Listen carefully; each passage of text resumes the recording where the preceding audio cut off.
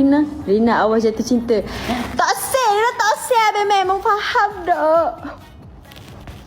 Sumpah Korang tolong record ni, talk say dia ni. 3 bulan kemudian. Mochi ni gila. Mochi ni face Marina. Dia dalam senyap. Betul. Okay korang, weh 5K dalam live Rina ni. 5K tau. Haa. Nanti bila dia 6K, tunggu. Okay, Silap 5K. maghrib je kau live ni. 5K korang dah maghrib belum? 5K dalam live Rina ni, Rina nak post konten dan korang pergi serbu konten Rina, okay? As soon as possible. Ajak Lokman jumpa Mokcu.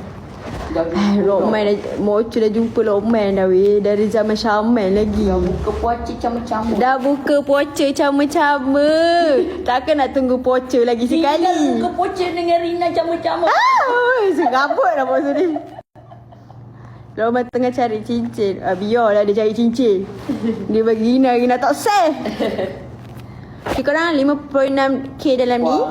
Rina nak post konten. Korang tak tolong support Rina, okay? Sabarlah. Seminit tunggu 6 Rina membosankan. Korang tak baik macam tu. Dia cakap macam tu. Membosankan. Janganlah. Tak apalah. Tak. Yang nak tengok je dah tengok. Yang mana yang suka. Yang tak suka tu tak, kita tak boleh paksa. Kita tak boleh paksa orang. Nanti Marina ke depan pula.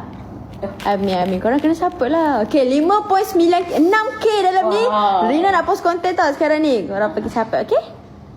Mau Rina, itulah kita kena ikut cakap bos. Rina dah mempertahankan dah. Tapi tak boleh buat apa. Kak Echah tu kot. Siapa tu? Kak Echah tu. Korang Rina nak post konten, korang pergi serbu konten Rina. 6K dalam ni pun korang pergi serbu konten Rina.